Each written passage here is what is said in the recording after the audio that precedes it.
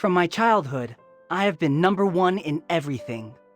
In studies, from history and geography to music and fine arts, I had always ranked first in all subjects. In sports, from fencing and shooting to equestrian and tennis, I had never met my match. I was even proficient in cultural essences of various countries, such as tea ceremony, flower arrangement, and gentleman etiquette.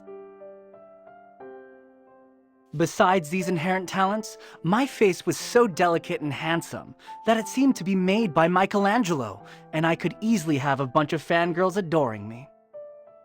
The only shortcoming was my height. No matter how much milk I had forced myself to drink, there had been no improvement. However, as Grandpa said, a little body often harbors a great soul. This disadvantage didn't stand in my way at this famous boys' high school. However, my perfect plan to dominate the campus was unexpectedly hindered a week after entrance. A mysterious boy became my roommate in the middle of the course. No one knew why he came a week later, and we were all curious about how he could still enter the school as normal without attending the opening ceremony. According to regulations, if students missed the opening ceremony, they would lose their qualifications to be a student of the school. However, after a week, the boy who hadn't even put on his uniform was led into the classroom by the class teacher. Starting today, he will be your classmate. And Arthur, he will be your roommate, so can you show him around the campus after class? Of course, teacher. I agreed with no hesitation and showed a sweet smile to the new student that no one could resist. But he just nodded slightly and didn't reveal any excitement over being greeted by me. Well, maybe he was not good at talking, so I chose to forgive him. After the bell rang, he was immediately surrounded by the crowds of students. I thought he would be shy and embarrassed and would ask for my help. After all, I was assigned by the teacher to be his guide. But I didn't expect him to answer the students' questions in such a natural way. What's your name? Lucien. Where do you come from? China. Are you a noble there? There's no class division in modern China. Then what does your family do?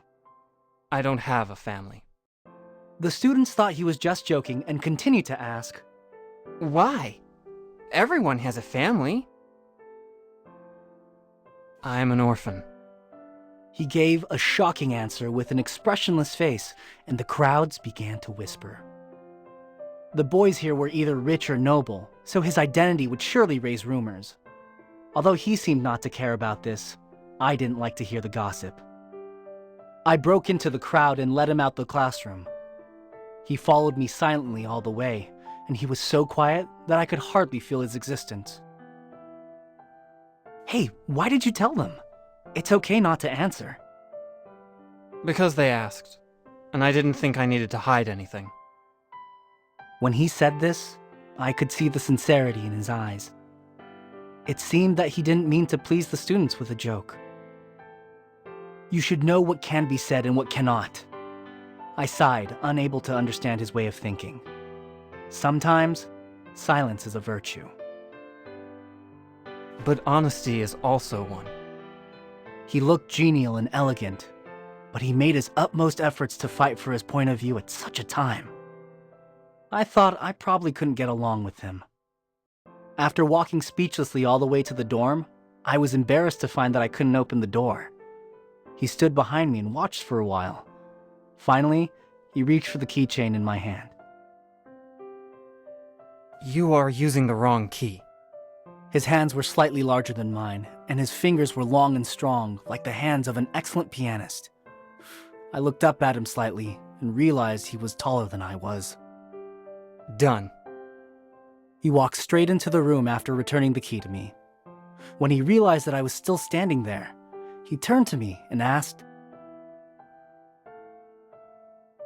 Why are you staring at me? Is there anything on my face? No. I awkwardly looked away and changed the topic. I just didn't notice you were so tall. My height is average. He looked directly into my eyes. which was the first time he had ever looked straight at me since we met. To be honest, I think it's because you're petite. This was the first day we met. It had been horrible from beginning to end. From that day on, everybody started to shun him, as I expected. He didn't care much about it. Every day, he just shuttled around the dorm, school building, and library with books in his arms, alone. At first, I thought he was always studying till midnight because he was always behind in his studies. Every day after I fell asleep, he was still writing swiftly, and when I woke up, he was already sitting at the desk. He was like an untiring perpetual motion machine, and I even wondered if he was a sleepless humanoid. But one day, I accidentally passed his desk. I couldn't restrain my curiosity and peeked at it. Then I realized what he usually read in the dorm was not the content of our textbooks at all. After that, I went to look up the names of those advanced subjects, which turned out to be college courses.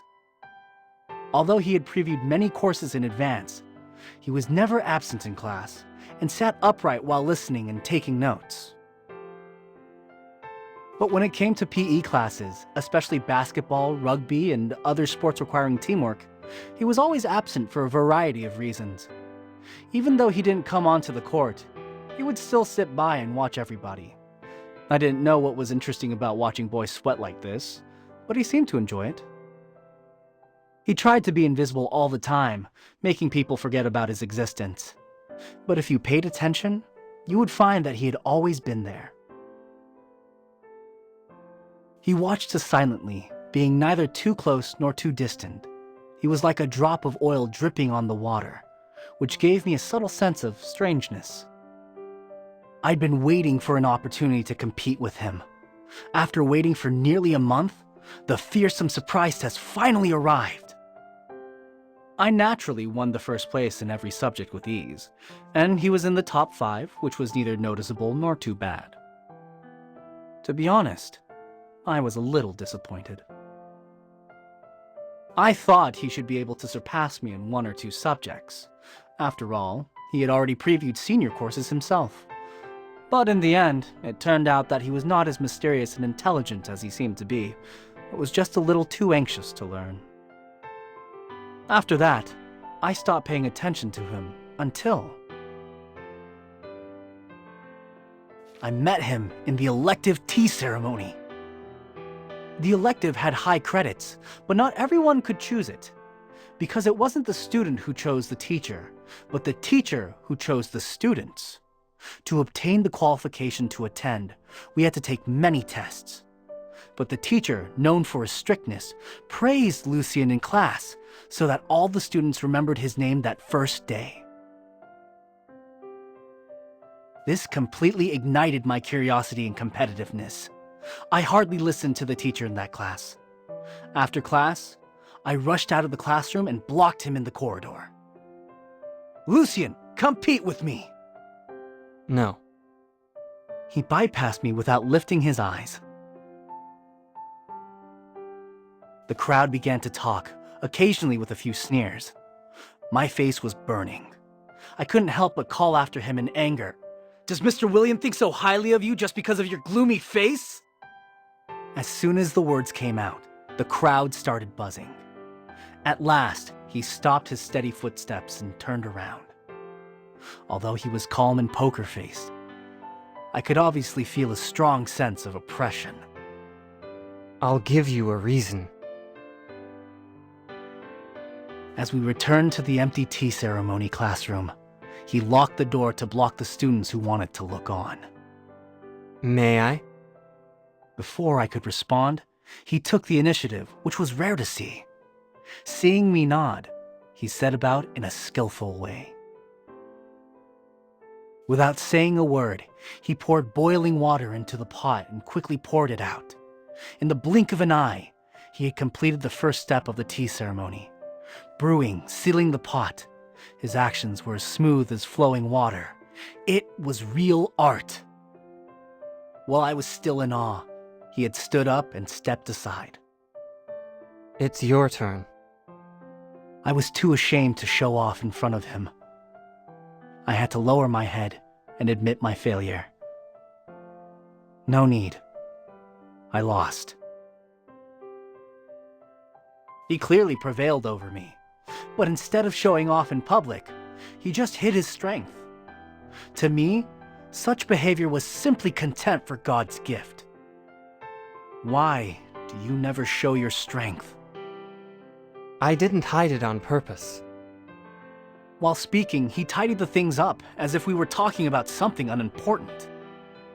Usually I show the strength Lucien should have as a student, but what you see now is the strength Lucien should have as himself. Why do you do this? I don't think that's something you need to know. Everyone has his own mission, but not everyone can understand what others are going to achieve. When he said this, his look remained unruffled, but his tone revealed a trace of forbearance. Answer my question. No one had ever mystified me deliberately like him. I saw through the faint smile on his face.